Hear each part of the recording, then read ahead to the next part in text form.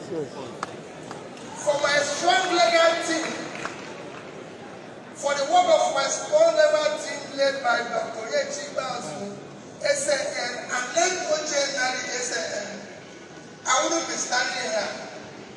You know that from my election. Hello guys, welcome to an exciting video on my YouTube channel. So I bring a video content on the concluded NBA conference live at Atiku Hotel, Lagos State. Guys, the three presidential aspirants were present, though Tinubu sent his running mate, Shattima, who represented them. Guys, you need to see the speech.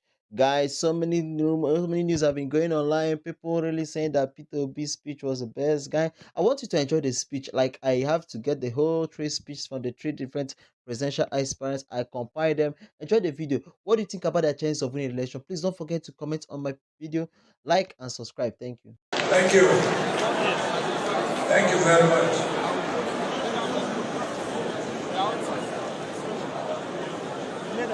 Your Excellencies, distinguished members of the Nigerian Bar Association, ladies and gentlemen, let me express my profound gratitude for the invitation granted me to be here with you this afternoon in your annual conference. I have been requested to speak on all transitions in the 21st century as far as our country is concerned.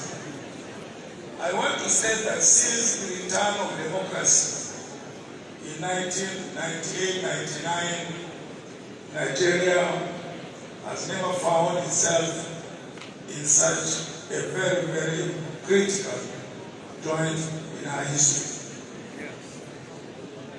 Today we have had all the negative indices as far as our country.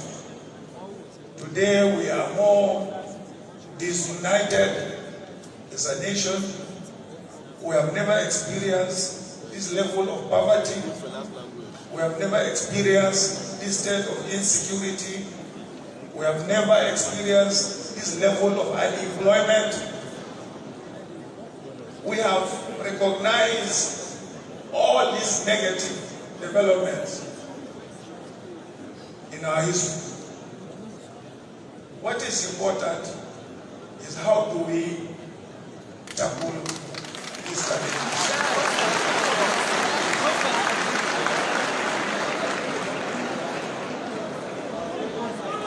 And this is where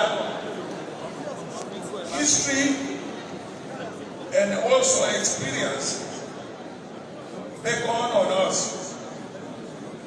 to make sure that we don't get it wrong at this point in time. Otherwise, if we get it wrong at this point in time, I don't know when we will never get it right.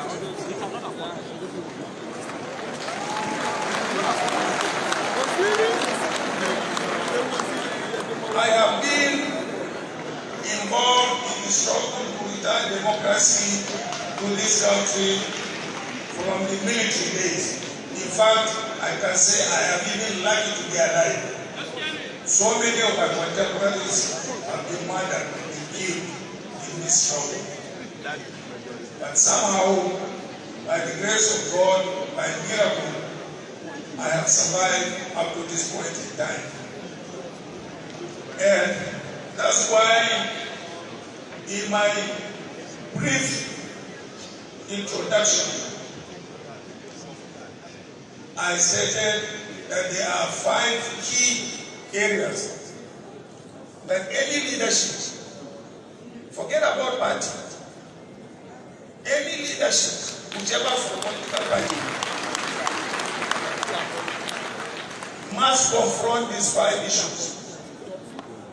And I enumerated them. I said the unity of our country is very, very fundamental. And how do we achieve the unity of our country? We need a unifier. Is by making sure that we give every part of this country a sense of belonging.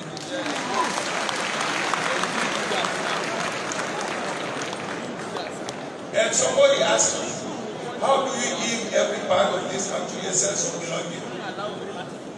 I referred them to the situation we found Nigeria in 1998-99 when we came into office.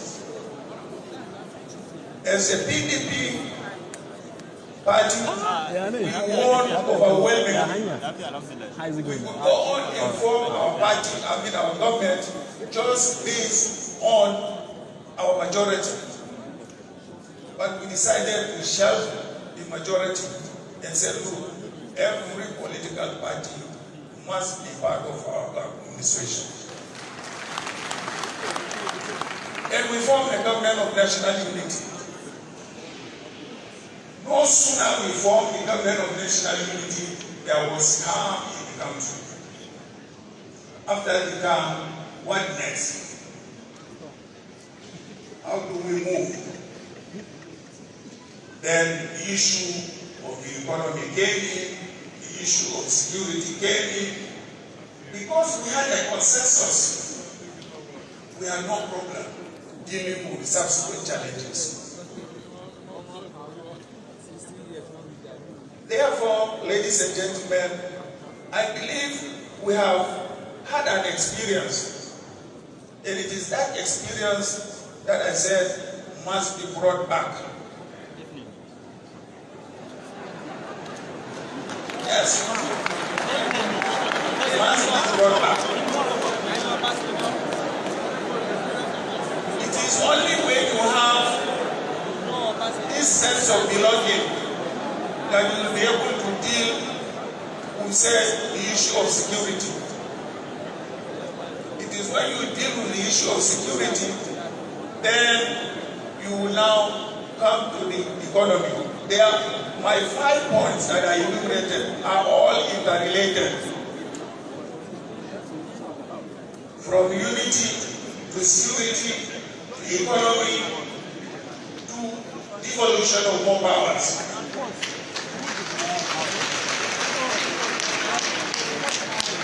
I am a product of devolved powers then.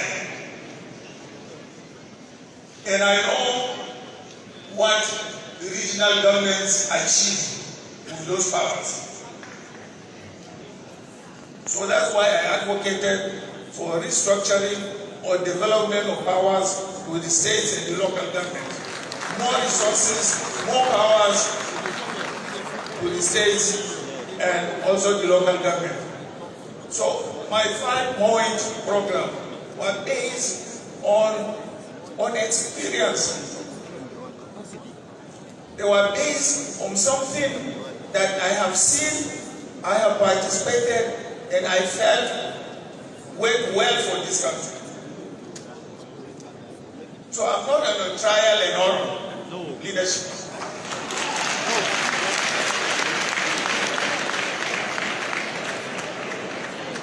So distinguished ladies and gentlemen, I want to thank you very much for giving me the opportunity to address you briefly at these annual conferences. I wish you every success you are able to. Thank you very much.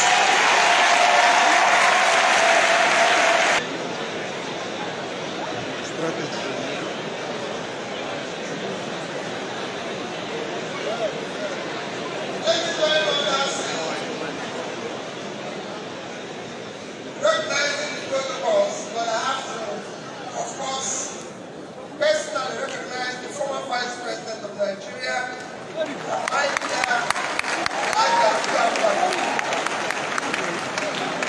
all other protocols fully. When is the very simple one? Let me start by thanking the organization for inviting me.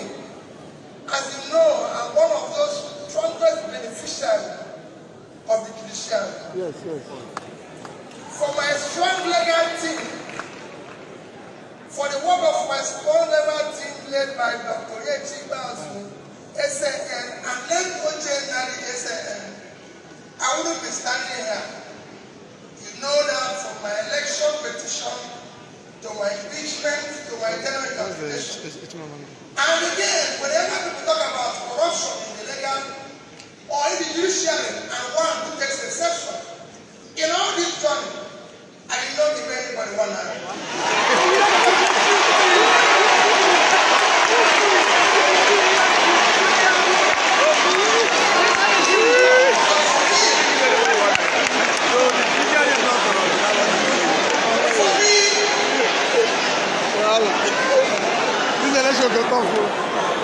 For me, I remain eternally grateful to you for what you did for me to be here and everything. Our topic today is democratic transition in the 21st century Nigeria, 2023 and beyond. I think it's for great people like you or people like Chimamanda invited, but for me as a trader, I'm trying to contribute in my own little way, the way I think we should go. For me, democracy have a simple description. Government of the people, by the people, for the people. That means everything about democracy to the people. And transition means changing from one thing to the other.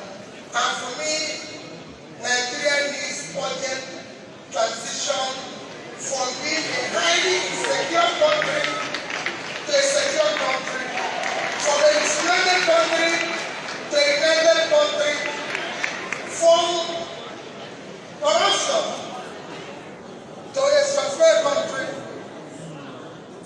from a country of lawlessness to a country of law and order. But in all this, it is important that we look at where we are today for people to understand the gravity of the journey we are going to take if we are going to transit. Where are we today? Nigeria have qualified to be a failed state. We have met the two or three biggest characteristics of a failed state. Number one is when you're no longer in charge of your territory. Today, we are among the top terrorized countries of the world. We are among the top kidnapping countries of the world.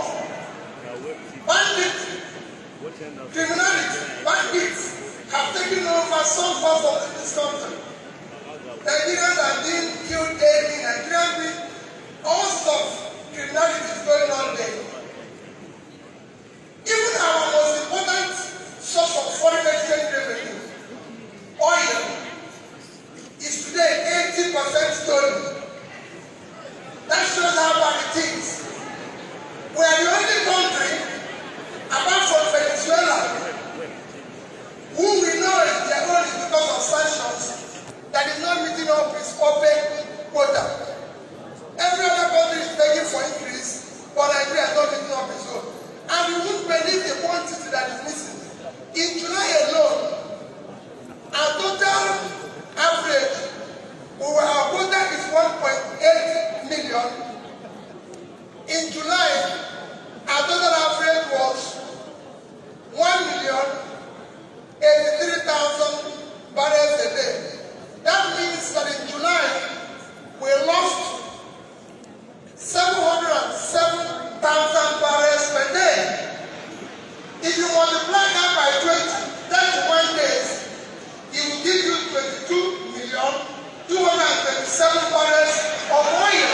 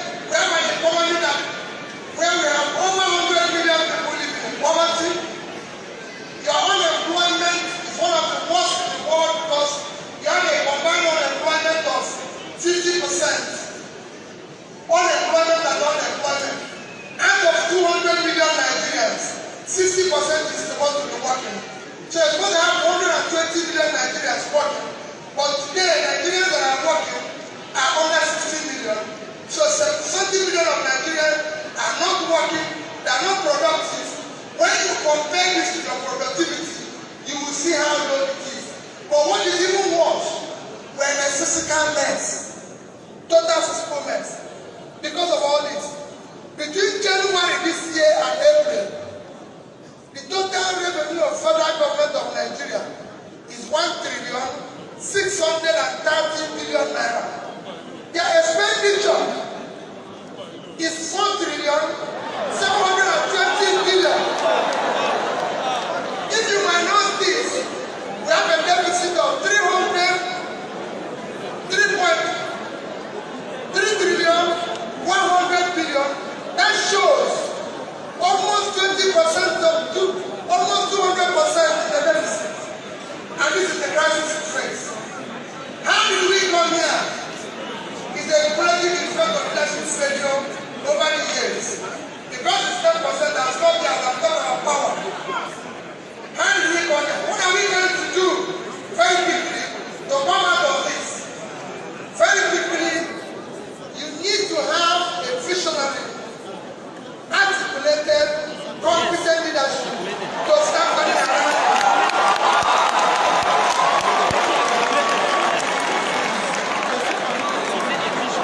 So next year, the time is over. I'll take it down.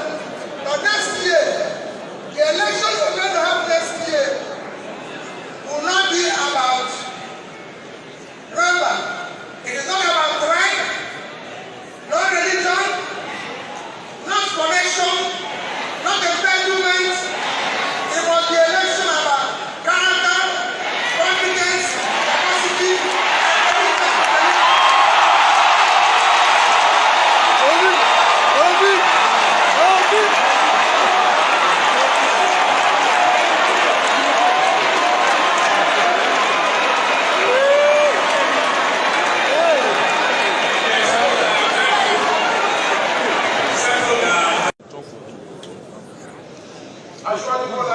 Tinubu has established an excellent track record of performance. He has mentored men and women who are excelling in different fields of human endeavor. And all is changing. And the trajectory of global growth is facing Africa, and Nigeria will make for more than transition. And as Tino Achebe said, the problem of Nigeria is purely and essentially that of leadership. Once we get the leadership question right, everything will fall into place. In this age, when others are talking of artificial intelligence, when others are talking of nanotechnology, of biotechnology, we need a leader who has the skill set, who has the understanding of the global economy to shepherd us in this age. And if you get one, you are getting one for free. In City Boy, I am the golden boy of them. In Jim Corbin's world, the sole barometer for assessing people is your level of competence and your input. In the history of Zen's Bank, no one, I guess, apart from the legendary Adara Owe, no one great pastor in the history of Zen that performance. Our mentor men who are excelling in different fields of human endeavor. As I said earlier, the world is watching at us. And the ultimate measure of a man, as Martin Luther King said, is not why he stands in times of comfort and convenience, but why he stands in times of challenges and difficulties. I urge my learned colleagues here, my learned friends here, to be rational, to be calm. You should have the boldness and the courage to make informed decisions, not emotional decisions. Here we are, on the threshold of making history. In the United Kingdom, Rishi Sunak, a young man of Indian descent, is about to become the Prime Minister of Britain. I urge you all to align yourself with the aspirations of the ABC. But the method he has an established track record of performance. Lagos is now a tourist destination of choice in the West African operation in this house. Neighbors, and the office, and the worship of the and we are going to make the neighbors experience all over the country. Your Excellency, I have I receive, I call on you to use that rational sense of judgment. Let it all depend on who you are going to vote for in the name